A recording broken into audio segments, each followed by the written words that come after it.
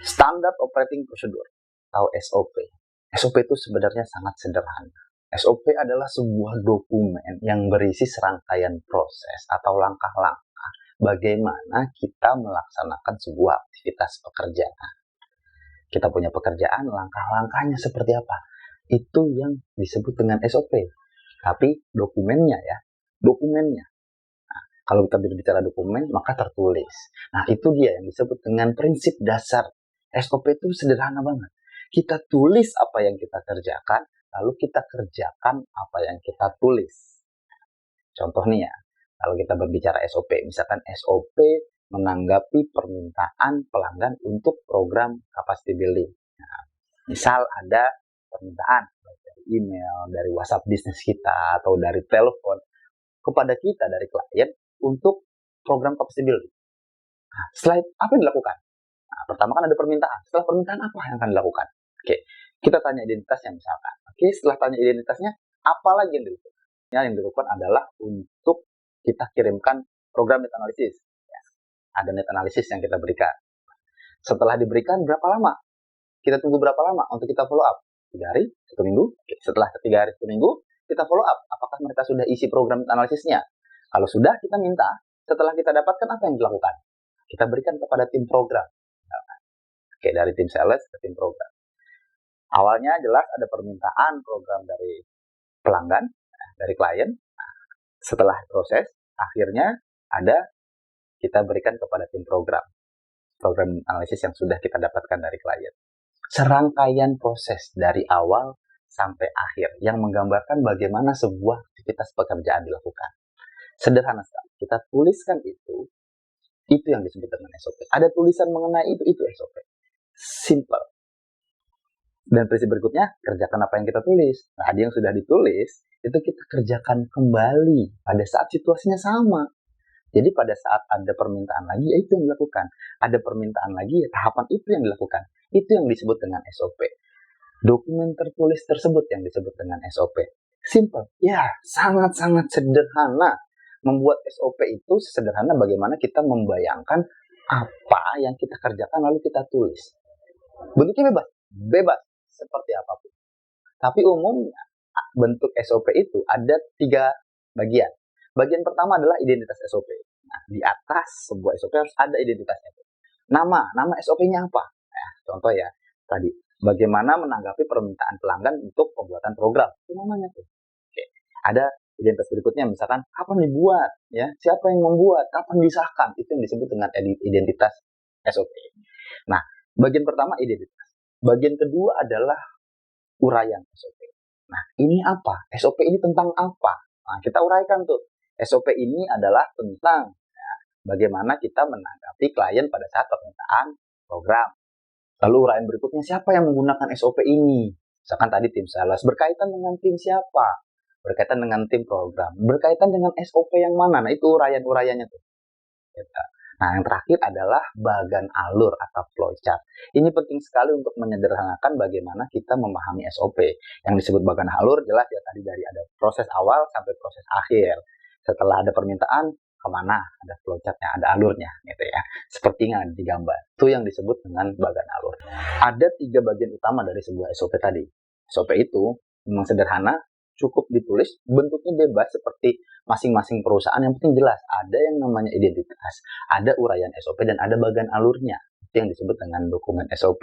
Dan baiknya antara SOP yang satu dengan SOP yang lain itu formatnya sama ya, dalam organisasi tersebut, dalam provider kita masing-masing.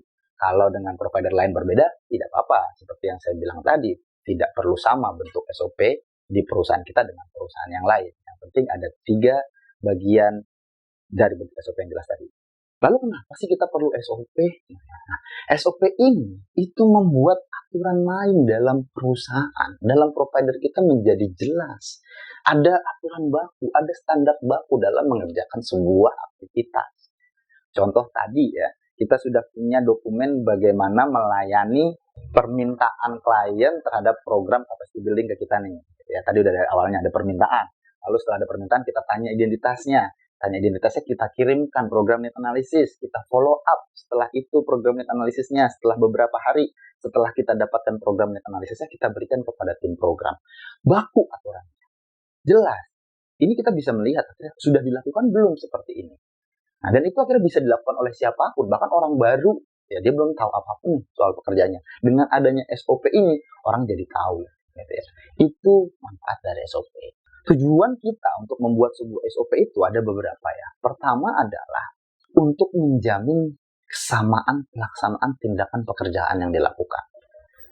Dalam setiap ada permintaan program dari klien, ya tahapannya akan sama, seperti itu terus. Itu, dengan adanya SOP kita punya standar kesamaan pelaksanaan pekerjaan. Itu tujuan dari kita memiliki SOP.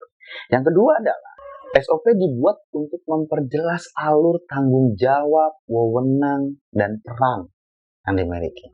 Jelas nih, peran yang tadi untuk permintaan pelanggan tadi, menanggapi permintaan pelanggan tadi, itu untuk tim sales. Bukan pekerjaannya tim program. Clear jadi alurnya. Itu tujuan yang kedua. Tujuan yang ketiga adalah kita jadi bisa tahu nih peran dan fungsi dari tiap unit. Tadi karena tanggung jawabnya jelas, perannya jadi lebih jelas lagi. Ini tujuan kita mempunyai SOP. Peran dari tim sales dan tim program itu clear jadinya. Dan dengan adanya SOP ini, maka konsistensi kinerja pekerjaan itu bisa kita pertahankan. Lawang jelas kok alurnya.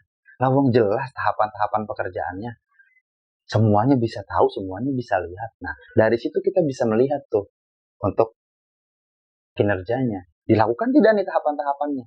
Apa yang tidak dilakukan? Apa yang dilakukan secara baik? Apa yang dilakukan tapi kurang dan perlu diperbaiki? Dari situ kita bisa tahu. Sehingga konsistensi pekerjaan itu bisa kita dapatkan. Tujuan dari pembuatan SOP adalah tentu dengan adanya batasan tadi, kita bisa melindungi organisasi, unit, tim kita dari kesalahan melakukan pekerjaan. Itu yang jadi intinya. Nggak ada yang namanya malpraktek nih dalam akhirnya bagaimana kita melakukan bisnis kita, bagaimana roda organisasi kita berjalan. Dan yang terakhir, tujuan dengan dibuatnya SOP ini adalah untuk menghindari kegagalan pekerjaan, menghindari hal yang terduplikasi, pekerjaan yang tidak efektif dan inefisien karena diulangi, karena ketidakjelasan peran tadi, karena tidak tahu apa tahapannya. Nah, dengan adanya SOP ini, hal itu bisa dihindari. Nah, ini adalah tujuan-tujuan dari dibuatnya sebuah SOP.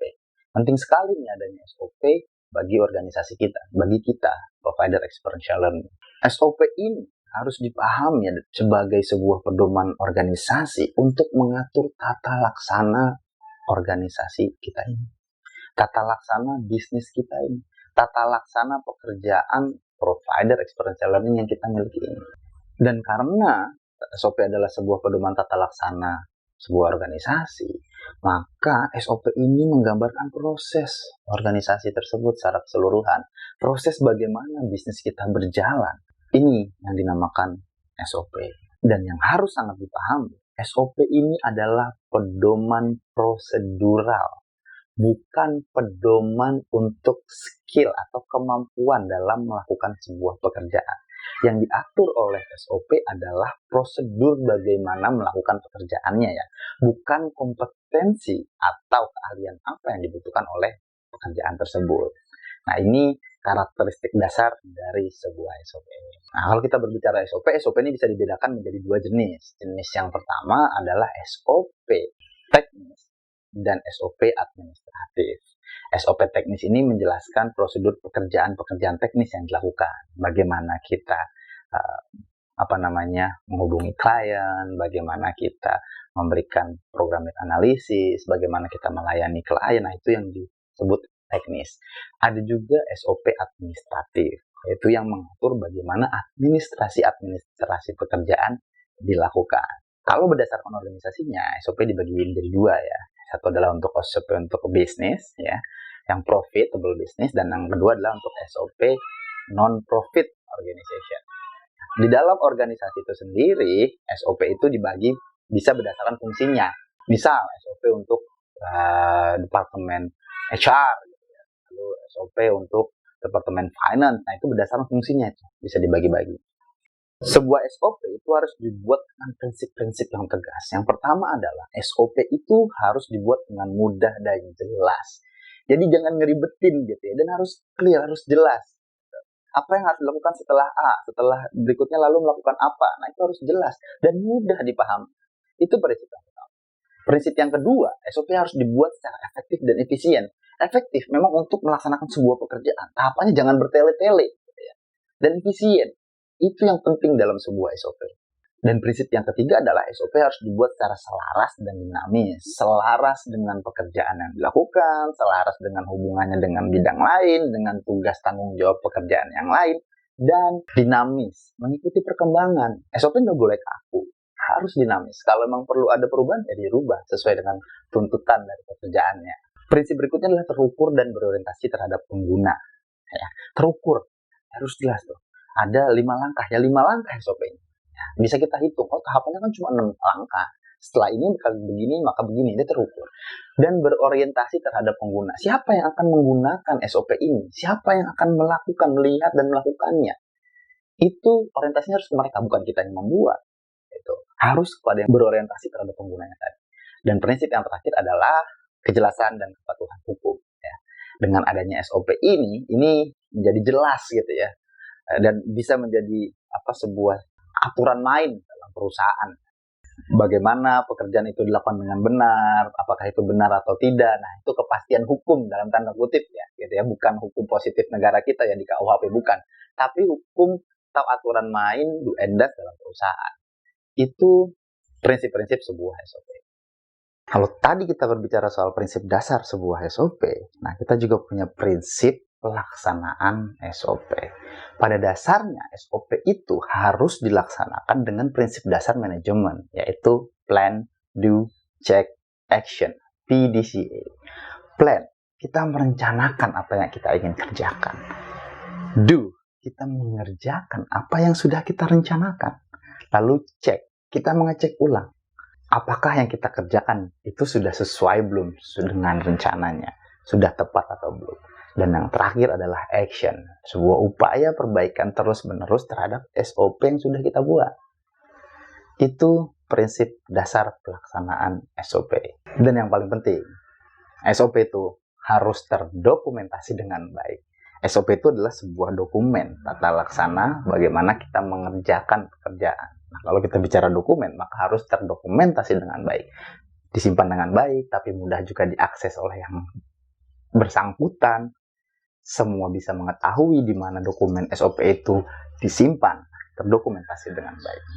Karena SOP adalah sebuah dokumen yang menggambarkan bagaimana tata laksana pekerjaan dalam sebuah organisasi dilakukan, maka ruang lingkup SOP ini adalah ruang lingkup keseluruhan pekerjaan yang ada dalam organisasi atau perusahaan tersebut.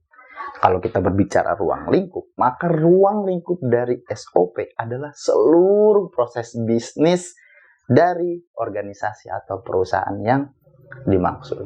Dalam hal ini, provider experiential learning kita. Nah, kalau kita berbicara SOP, ruang lingkupnya dalam provider experiential learning kita, itu adalah semua proses yang ada dalam provider kita. Bukan hanya sekedar pada saat melaksanakan program. Dalam sebuah organisasi atau perusahaan memang ada 4 pilar bisnis utama ya, seperti sales and marketing, operation atau production, financial, dan yang terakhir adalah human resource-nya. Nah, SOP melingkupi semua proses tersebut, bukan hanya pada saat pelaksanaan program saja, tapi bagaimana nih financialnya, bagaimana sales and marketingnya, dan bagaimana orang-orang yang mengerjakan pekerjaannya. Nah, SOP melingkupi semua proses bisnis tersebut. Maka dalam pembuatan SOP, penting sekali bagi kita untuk memahami proses bisnis sebuah organisasi, dalam hal ini provider experiential learning yang kita miliki.